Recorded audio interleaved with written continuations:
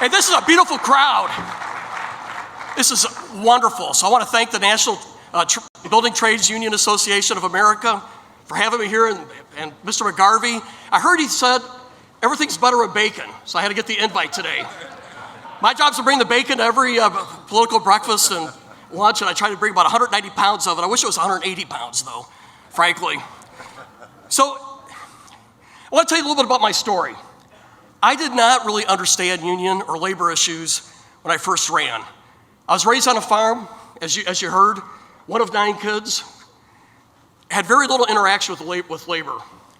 Now, my grandfather, he was an engineer for the Illinois Central Railroad, and he always talked very highly about his, the labor union and how it helped him out, but that was really my only background with labor. And then I joined the Air Force and did the 30 years in the Air Force, and again, had very little contact or work with labor in that capacity. Now, I did work with the German unions. I was the base commander at Ramstein, and we would negotiate over beer. Polliner beer makes negotiations go real well. But that was my experience, and I got elected in 2016. And I want to thank the local building trades in Omaha for reaching out to me and giving me a chance to learn your issues. I'll tell you, they've been fantastic. And also, your representatives in Washington have also reached out.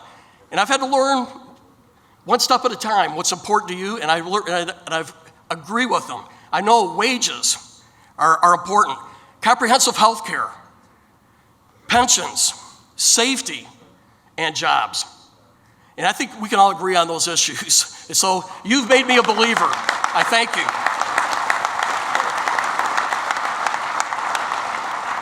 It's sort of like that Virginia Slims commercial way back. I've come a long way, baby.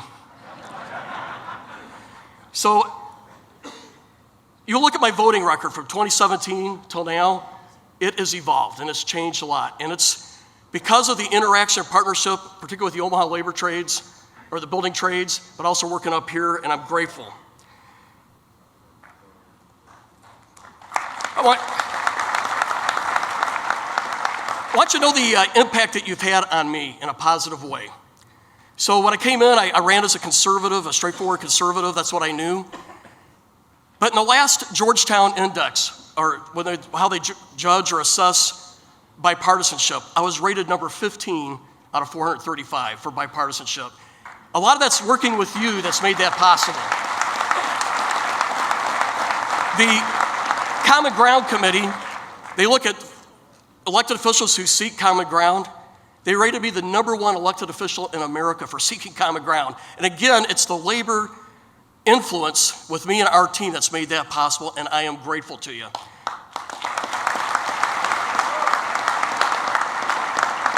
So I've been proud to support 4 key pillars of what you find important. First of all, as one of the 13 members, Republicans in the House, that voted for the bipartisan infrastructure bill. And I'd like to talk about it. Thank you.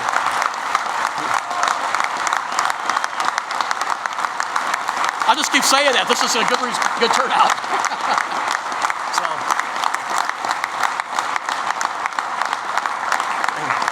Frankly, I find it embarrassing that it became so partisan. This should not have been a Democrat bill or Republican bill. It was an American bill. And I want you to America spends 2% of our GDP on infrastructure. Canada spends 4%. Europe spends 5%. China spends 9%. If we want to be the most competitive country in the world, we got to do more with our infrastructure. This bill was an American bill. It improves safety, it gives jobs, it helps us compete with in commerce and trade, and I also think it's important for national security. So, how did it get so partisan? I don't understand it. But I'll be candid with you, it was not a hard vote for me. I've worked on this bill for a year and a half. I'm part of the Problem Solvers Caucus. We've been working this for over a year. I knew back in March of last year I was going to vote for it, and so it was an easy vote. But I won't deny it. There was a lot of heat that came out of that, but it's all right. I've done some polling in our district. It polls in 70%. Americans want good infrastructure, safe infrastructure. In 2020, I was one of 28 House Republicans who voted against and helped defeat an amendment on the House floor which would allow registered apprenticeship grant funds to be used for industry-recognized apprenticeship programs. This amendment would have provided federal funds to fly-by-night contractors to the detriment of registered apprenticeship programs. I want you to know, ladies and gentlemen, apprenticeships should be one of the core policy platforms out of both parties. We have so many folks that are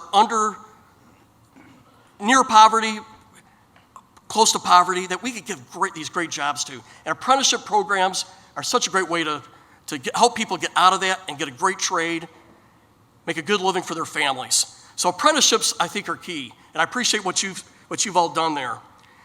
Also, recently, as a former Air Force general, I co-sponsored H.R. 6010, which would crack down on fly-by-night contractors who misclassify employee workers as subcontractors on federally funded or military construction projects. Congress has to do a better job of letting fly-by-night contractors by misclassifying workers and independent contractors. Not only does it hurt workers and their families, but it denies our Social Security and Medicare safety net of appropriate resources and further pushes them deeper in a financial hole. Finally, I want to let you know with the name Bacon, I've become a big supporter of Davis Bacon.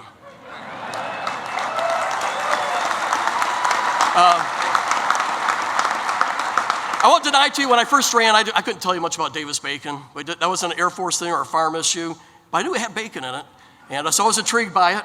But I've become a great supporter. I know how important Davis Bacon is to all of us in here.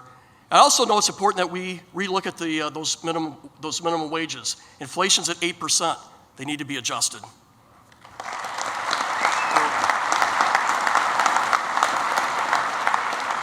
And I appreciate being invited up here as a Republican from Omaha. I know you've had folks from both parties here. In Congress right now, it's broken. The gridlock, this fight till your death mentality, it doesn't serve America well. We need people on both sides of the aisle that can find consensus areas.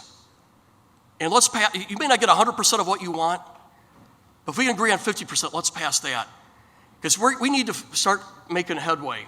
Whether it's immigration, whether it's healthcare, but this fight and chop your nose despite your face mentality is not serving our nation well. We're the strongest, the best country.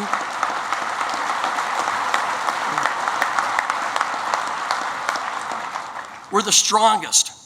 We live in the best country. We got to start acting like it. We got to start working together as a team and stop treating each other as adversaries the way we do. Yes, it's competitive. Politics is competitive, but afterwards you got to shake hands and start working together. So my parting message today is, yes, there's a red team, there's a blue team, and we go at it. But we all have to start thinking more like red, white, and blue, not just red versus blue. So with that,